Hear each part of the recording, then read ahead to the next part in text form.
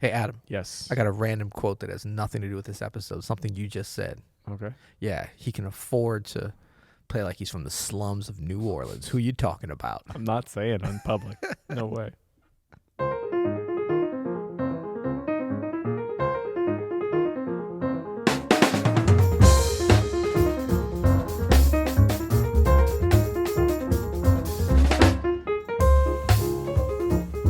I'm Adam Maness. And I'm Peter Martin.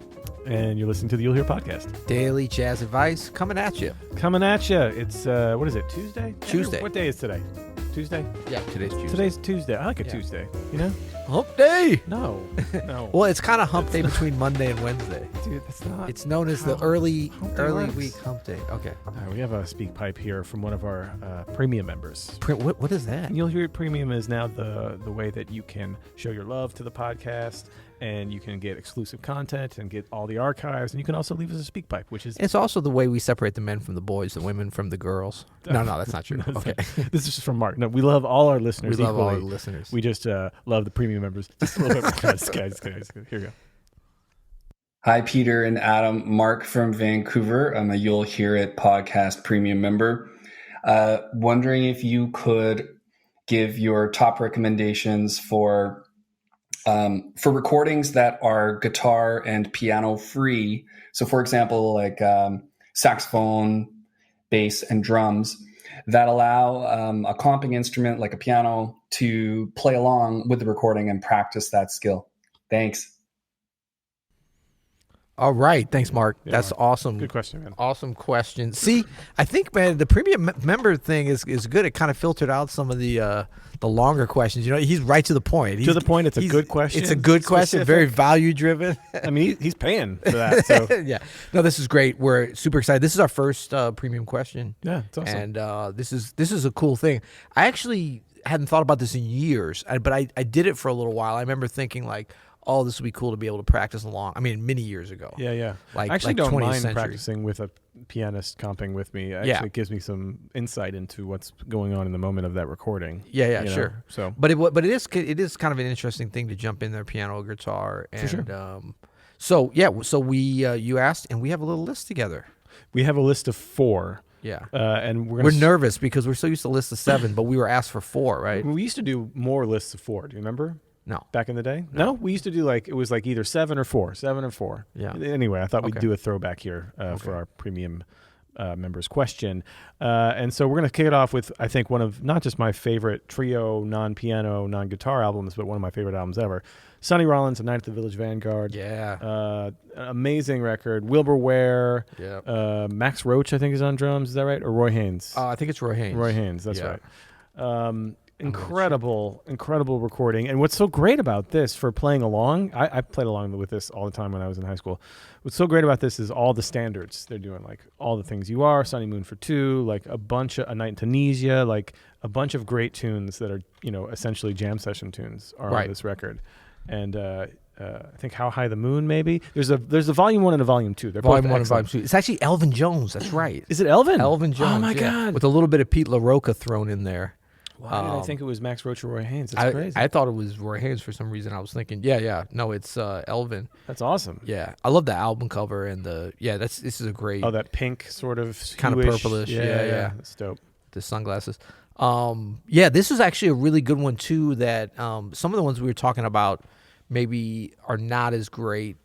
I mean, look, all these are complete statements without the piano. That's the whole point. Yep. And great trio. I mean, even though we're pianists and we're biased, I used to always make a joke. Like I would see Joshua Redman when he started doing, trio without piano. I was like, great group. You're only missing one thing, the most important element, buddy. Yeah. But but really, when it's done well, actually, this is such a fun thing because everybody plays differently. And we see that as pianists, if you lay out, which I would recommend everybody to do at the appropriate time, which is usually more often than we realize.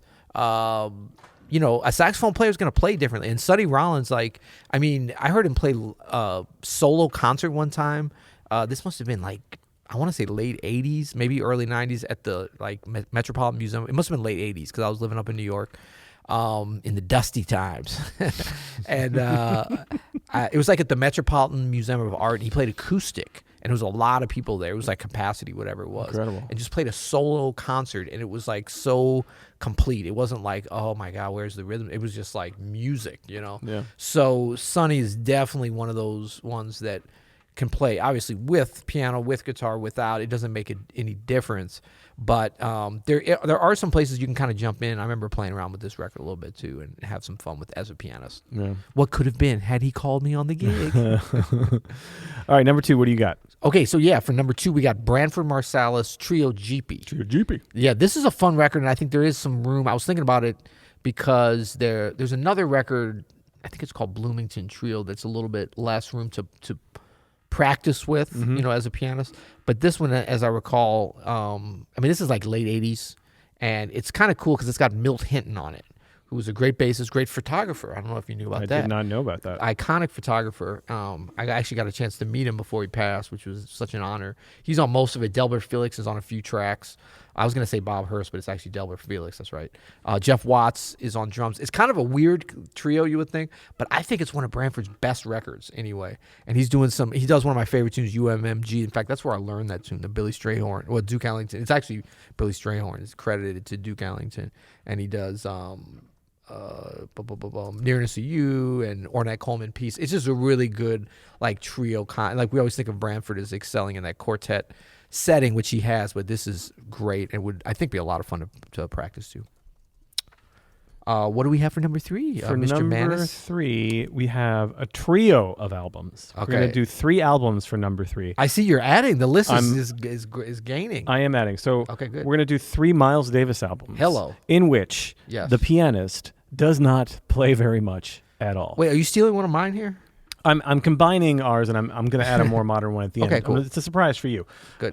So Miles Davis, Live at the Plug Nickel, Yeah. The Sorcerer, Yes. and Bag's Groove. Yeah. So 2 of those albums have Herbie Hancock on them. And Right. Herbie, at the time, even according to Herbie, didn't really know what to play. Miles said, if you don't know what to play, don't play anything. Right. So a lot of that, Herbie's not playing much. That's right. And so you can get in there on, and comp for Miles on, So What or Autumn Leaves or whatever on the Plug Nickel, and pretty much the whole Sorcerer record. You want to learn those Wayne Shorter tunes. And then Bag's Groove had Monk on it, and Miles asked Monk not to comp for him because he didn't like what was going on behind him. So I think that's a really good trio of albums, of very famous albums that you can get in on.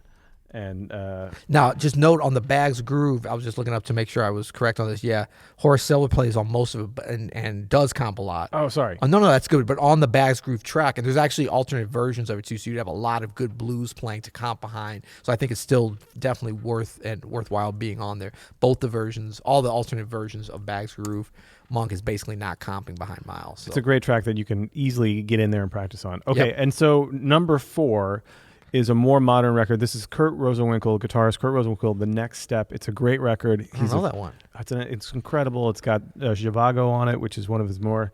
Dr. Zhivago? I think it's in reference to that, yes. Okay.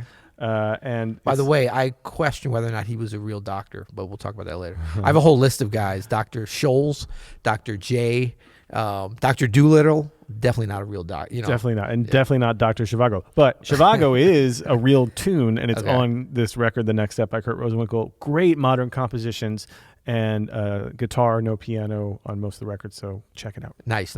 And I was just going to say about Herbie, I would be remiss not to mention that I saw him play 48 hours ago. I know, man. I'm so envious of But, this. don't get too envious, because I heard him play for like 10 minutes and then regrettably had to leave the backstage area and go play another gig, which was, it crushed me. I almost skipped my gig. He sounded so great. It was with Christian McBride and Christian who? McBride and Vinny Colaiuta. Oh, my goodness. It was just, and it was like, I was back there talking to Christian right before, and I was like, what are you guys playing? He's like, no idea. Oh, and my then gosh. Okay, I'll give a little inside baseball here. Herbie walks up, like, there's so much, like, electricity in there, because people are, he hasn't been playing trio that much recently. Like, actually in years, I don't think.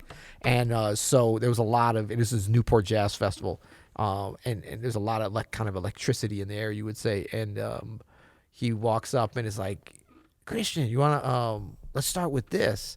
Here's a chart if you want. And I didn't know what it was because I was kind of there, but I was sort of hovering back. And he's like, do you know this? And Christian's like, yeah, no, I think I know it. I'm cool. And they started with Footprints. But it's so funny because Herbie comes out with a chart for it. That's so funny. But Herbie just sat down and just wiped, and then I had to go to my other gig. But I heard that they did like a Dolphin Dance and Maiden Voyage, a lot of the old classics. Yeah.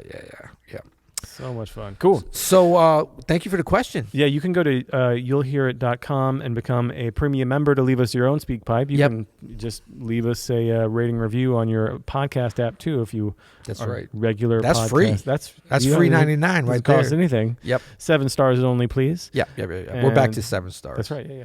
And Friday, tell them about Friday. Friday, we have our very Friday a very special You'll Hear It Live. That's Friday, August the 9th at 2 p.m. Central Standard Time, because that's where we are. That's where we are. So 2 p.m. Central and I think you go to time. YouTube, the Open Studio YouTube channel if you want to watch the live stream. Yeah, we're going to, Andrew, put a link here to our YouTube channel, right. And you'll be able to find it there at 2 p.m. We'll also we'll link it on like our Facebook page, on all our social media. Just keep a lookout for that. But this is going to be fun. It's our first one. I mean, obviously, this is not our first barbecue or first parade. What are we going to do? Footprints? I'll bring you the chart for you. That'd be great. Yeah, but it's our first live stream. So what we're going to do is like we might do a giveaway. I don't know if you know about that. I don't know. There might be some swag being given away. I've been gone for 2 weeks. I don't know about anything. There might be some swag. We're going to do a giveaway, and we're going to do a bunch of episodes, but you're going to see some of the little behind-the-scenes banter. We're going to clean it up. It's not going to be X-rated like it usually is, the in-between episode banter. Okay? So that's this Friday, 2 p.m. August 9th. Central CST. Join us on YouTube, and anybody can ask a question there too. That's right. Yeah, you can ask a question as we're in the. Is that right? Is somebody telling me no? Okay, I hope so. Yeah, you can ask a question right there in YouTube and communicate with us. It's gonna be fun. I'm really looking forward to that. I know, man. I mean, all the episodes are good. Fun. Yeah. And until tomorrow, you'll hear it.